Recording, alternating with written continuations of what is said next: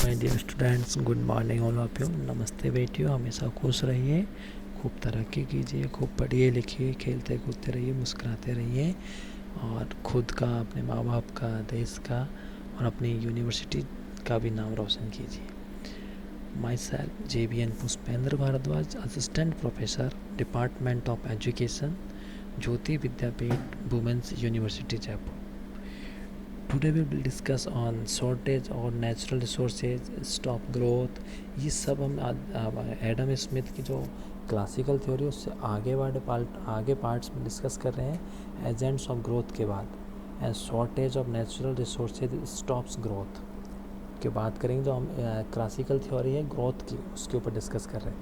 According to Smith, the process of growth is communicative.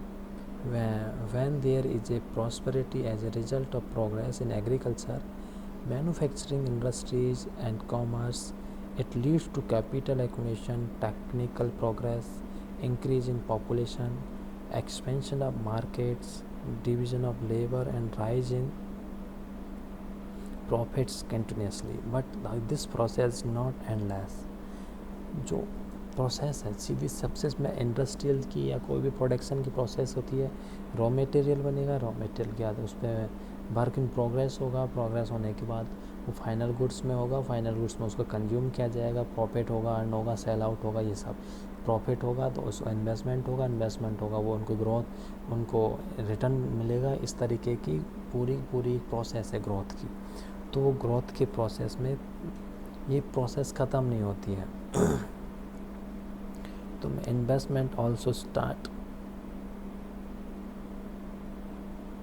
It is the scarcity of natural resources that finally stop growth. Scarcity of resources, natural resources, अगर हमारे पास जो natural resources यदि अभी तो नहीं है, अब नहीं हो रहे, बट इन फ्यूचर वो ख़त्म हो जाएंगे, तो उसके बाद हमारा ग्रोथ कहाँ से होगी?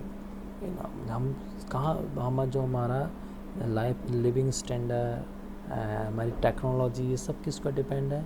नेचुरल रिसोर्सेज पर। नेचुरल रिसोर्सेज धीरे धीरे इनका ख़त्म होते जा रहे हैं। अभी तो हम रिन्यूएबल एनर्जी जैसे कि विंड पावर है, सोलर पावर है, इससे यूज़ कर रहे हैं, बट कोल ख़त्म हो रहा है, हमारी गैसेज ख़त्म हो रही है। ये सब कहाँ से? Natural.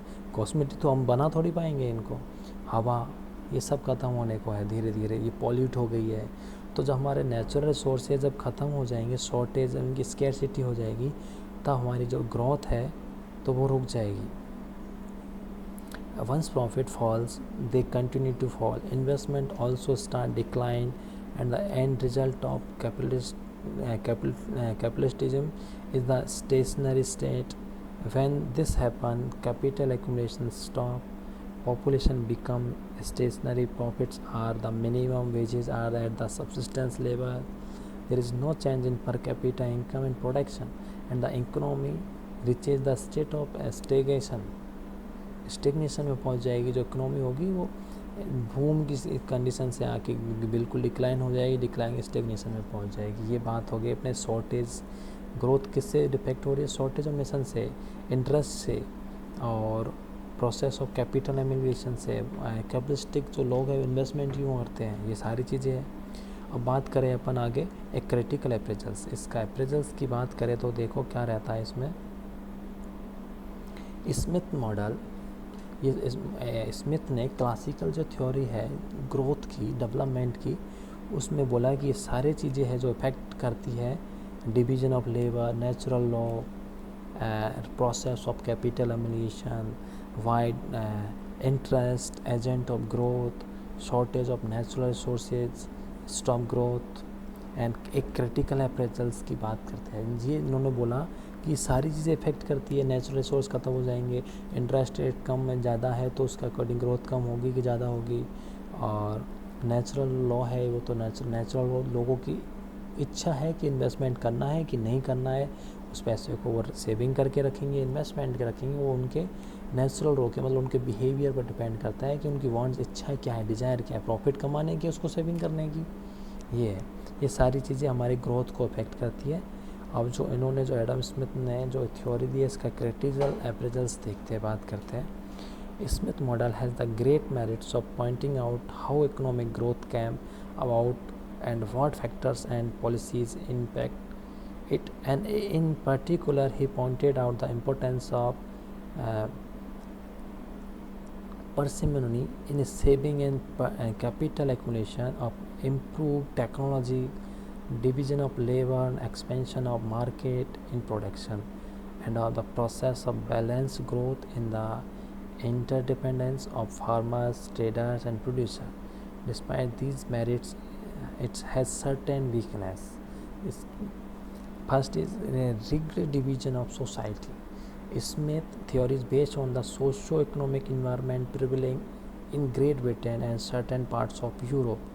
It assumes the existence of a rigged division of a society between capitalistic, including landlords and laborers.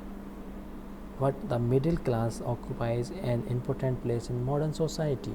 Thus, this society and this theory neglect the role of middle class. जो rigged division है society का, इन्होंने केवल poor category में और rich category में ही divide किया है, मिडिल क्लास वालों को इन्होंने इसमें इंक्लूड नहीं किया, पहला है।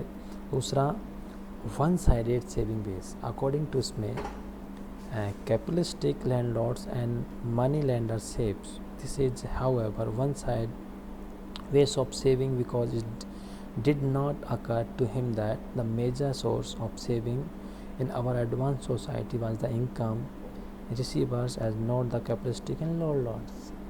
Next is unrealistic assumption of perfect competition.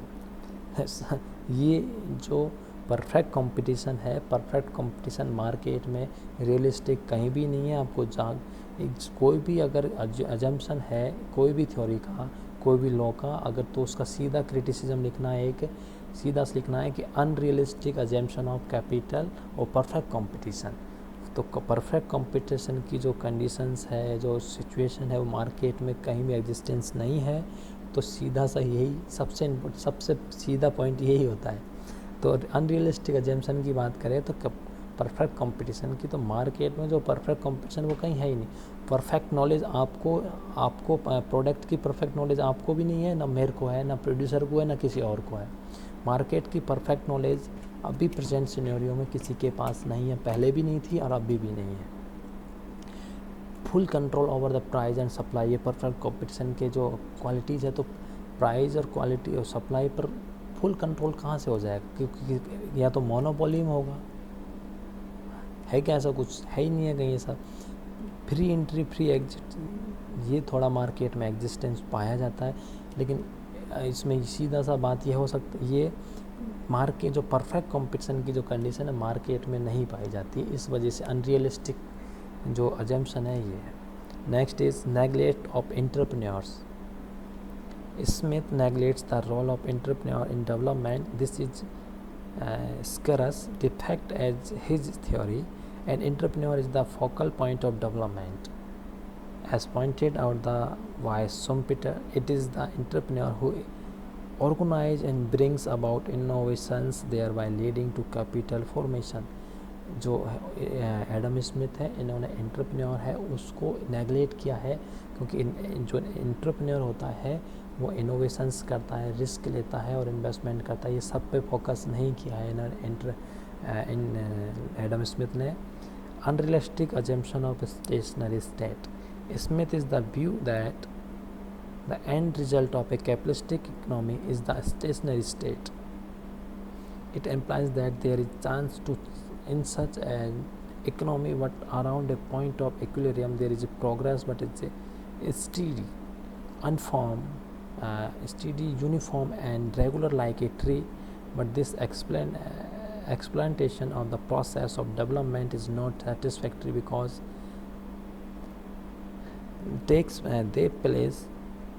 takes place by fits and starts, and it's not uniform and steady. Thus the assumption of stationary state is unrealistic.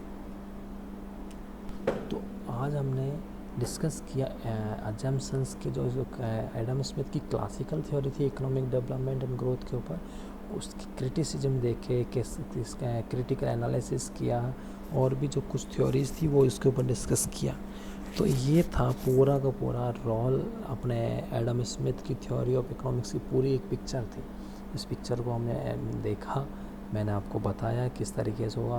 उम्मीद करूँगा आप उधर ई नोट्स देखेंगे और वीडियोस देखेंगे तो आपको इजीली और ज़्यादा अच्छे से समझ में आ जाएगा। ओके बच्चों, तो हमने क्या क्या डिस्कस किया एडम स्मिथ थ्योरी में कि उसके अजम्पशंस क्या है, क्या उसमें उसका लॉ क्या है, एंड उसके मेन फीचर्स में natural law, division of labour, process of capital accumulation and interest agent of growth, shortage of natural resource for stop growth, इनका क्या रोल है ग्रोथ में, ये सब डिस्कस किया। इसके बाद हमने एक अप्रेजल्स किया इसके जो थ्योरी है इसका, तो क्रिटिसिजम्स वगैरह देखे इसके, हमने ये सब डिस्कस किया। ओके बच्चों, thank you so much, enjoy your day.